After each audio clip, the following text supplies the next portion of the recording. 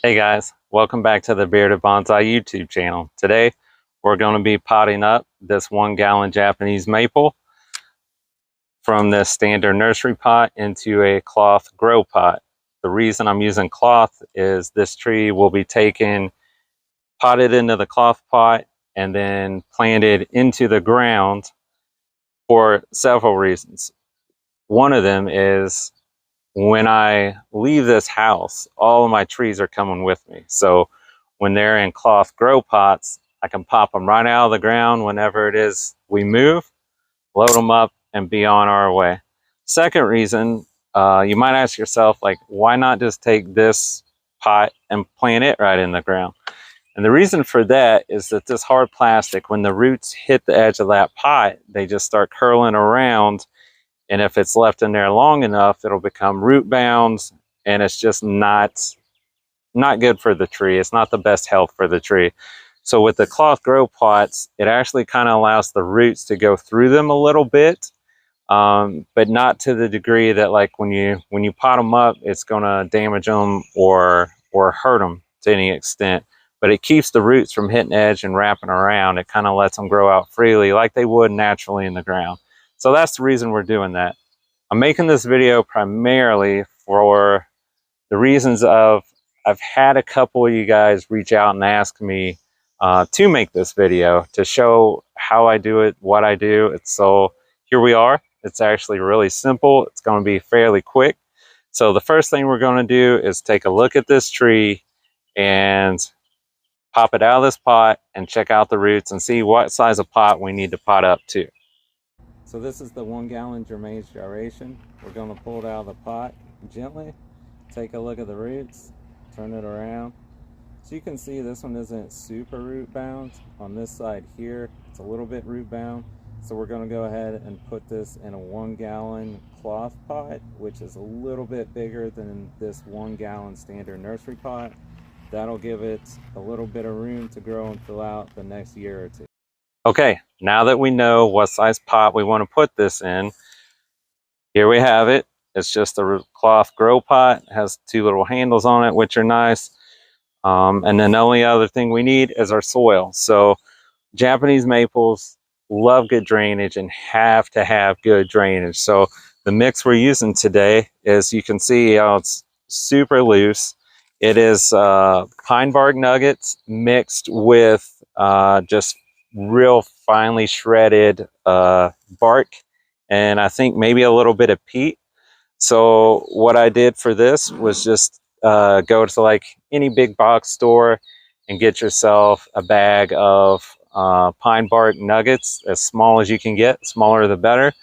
And then I also got a bag of just tree and shrub pre-mixed soil in a bag, which it's actually not really soil. Like I said, it's just really finely shredded bark. It's really loose, and they seem to do super well in this. It retains some moisture, but it also drains really well. So if you don't drain Japanese maples well, if they're left to sit in water too long, they could potentially get root rot along with some fungal problems.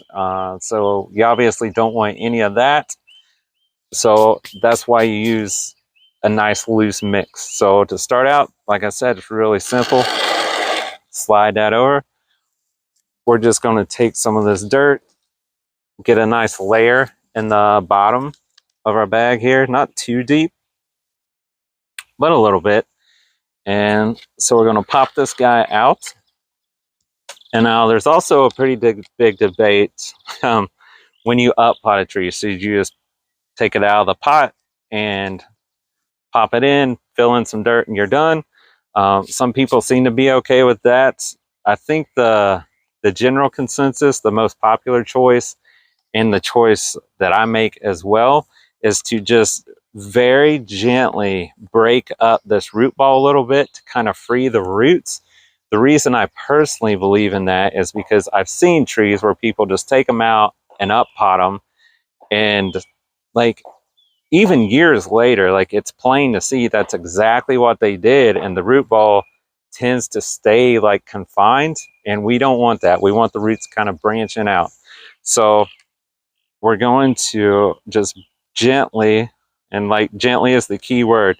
Right now, this is actually the 4th of July today, so happy 4th of July. Right now, we're just going to break this up a bit. You're kind of just gently massaging that dirt a little bit and doing as little damage to the roots as possible. You don't really want to break any more than you have to. You just kind of want to work it, get it loosened up. Actually, I'm going to hold it over this pot here to catch the dirt better. And you don't have to like do it 100%. Like I said, we're just wanting to get it a little bit loose, and especially now, kind of in the middle of summer, it's even more important not to really upset or disturb them any more than you have to. There's probably some people watching this saying, "Oh, that's wrong, don't do that," and that's fine.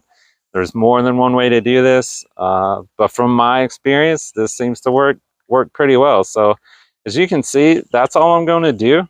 You can see the roots kind of hanging. Again, it's just, you know, breaking them up a little bit, getting them out of that curling pattern they're growing in, because we don't want that. And from that point, we're just going to slip it in here, pot it up. Now, the height is another important thing. You don't want the ground to be higher than the tree. So you actually want to plant it up a little bit above ground level. Because of that, I'm just going to put in a little more dirt here.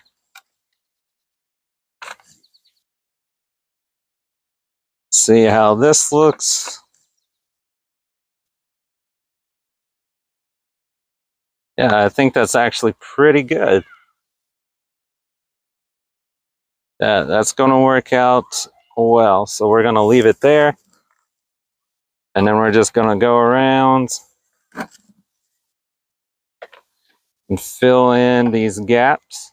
You don't really want any air gaps in your pot.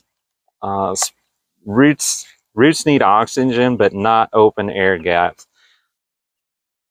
Especially when the weather is cold or below freezing, those open air gaps will kind of allow the roots to basically like freeze dry, and that is not good. That'll kill that part of the roots, and then obviously when that happens, the entire tree can suffer.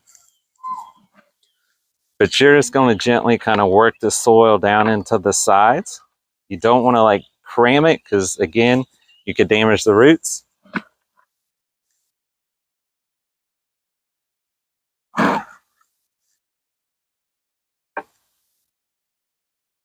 But you do want to work it down in there a little bit, because like I said, you don't want any gaps.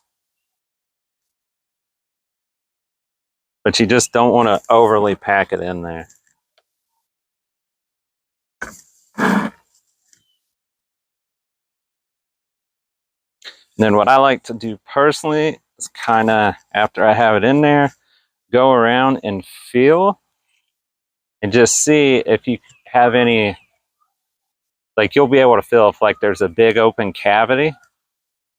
So I like take the handles, kind of work that dirt down in there a little bit.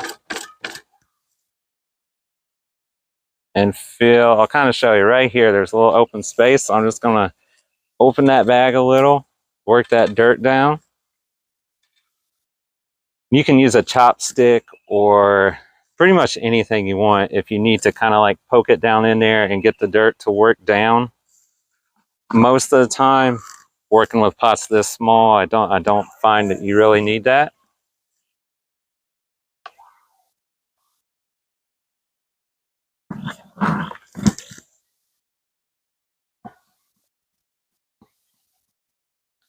Again, we're just going to kind of push it down in there.